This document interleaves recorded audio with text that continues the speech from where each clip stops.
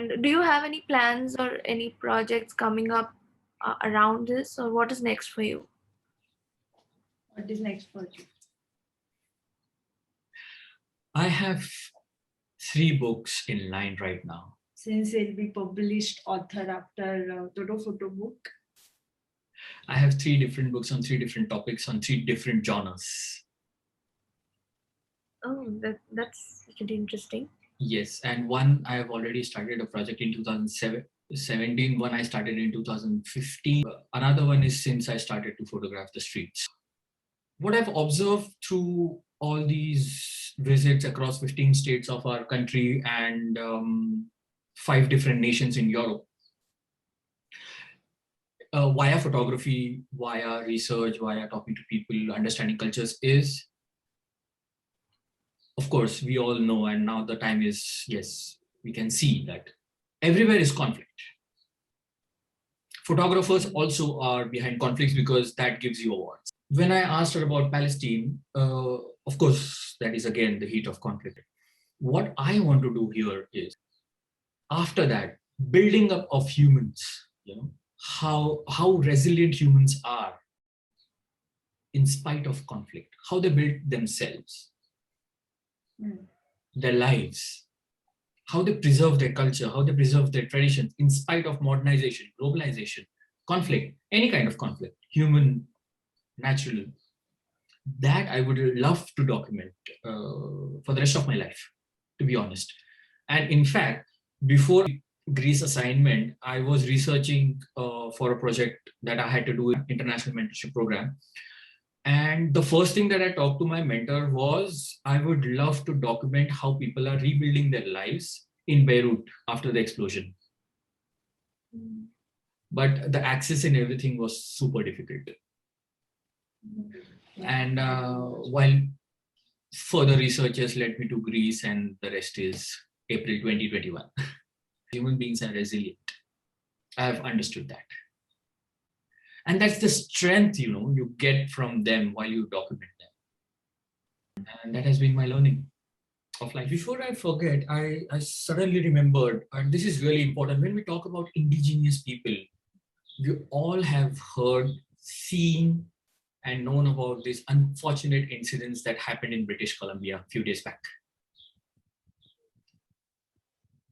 And this is what drives me to document human beings. This is what drives me to document, search indigenous tribes. Nothing should be lost. It is gone. It is the saddest part of, I don't know whether I should be even calling history now. Nobody knows. It's crazy. It was about children. They were indigenous. It's gone. It's gone forever, ever, ever.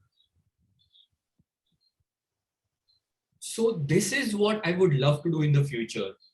Research and document the indigenous tribes, indigenous people across the whole world. Yes, that's part 1. Part 2, as I photograph for so many NGOs that I talked about, managing their projects as well as photographing them, I would love to do this in my future. And that's one of my important future goals.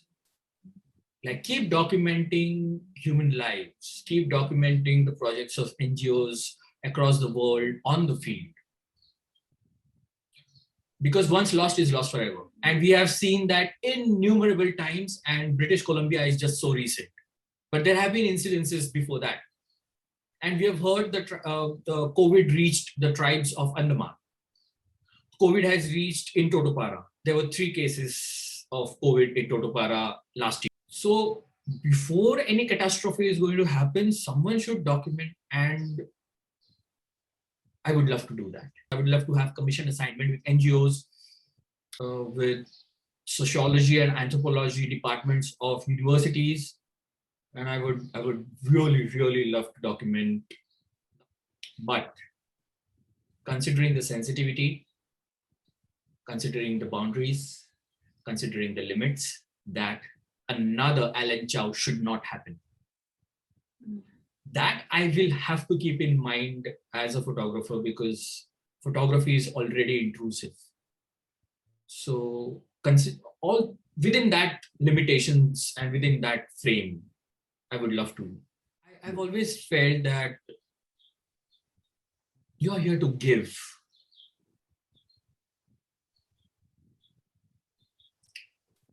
Whatever you have. You are here to take, yes, definitely, but not rob. You are here to take, but you are here to give more. And that has not only come from meditation, of course, but application of meditation into my photography and grassroots social works and the travels. And it has been an amazing experience while you share whatever you have, and when you see the smile, or when you hear the smile on people's faces. I've told by many Totos, like, you are the first person to return the photos to us. Yes, yes. I said, I think that's my job. Yeah. At least the least I can do before the book comes out.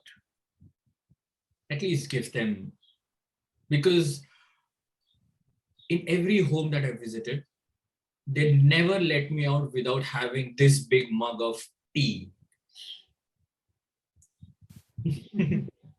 At least this.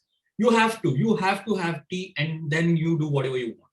I have been called for lunch and dinner and everything. Yes. Yeah, even when I visited at that time also, they were very sweet, and they were so happy, everyone just wanted us to come and visit them. Of course, it was not possible in 3 or 4 days for me to visit each and everyone, and plus there was a storm and everything. But we did visit most of the homes, and yes, they are sweet people. This was a very interesting conversation, very insightful, and I got to learn a lot. I got to see the tribe from your lens, Thank you. and which is a very thought-provoking lens. Thank you. So thank you for that, and thank you for sharing that with all of us and the world. And we're all really looking forward to the book. So Oh yeah, 7 years. Yeah, even we are very much looking forward for the book. It's all about the tribe, that they should be seen, protected, and their culture should be preserved and reserved. Yes, it's all about that.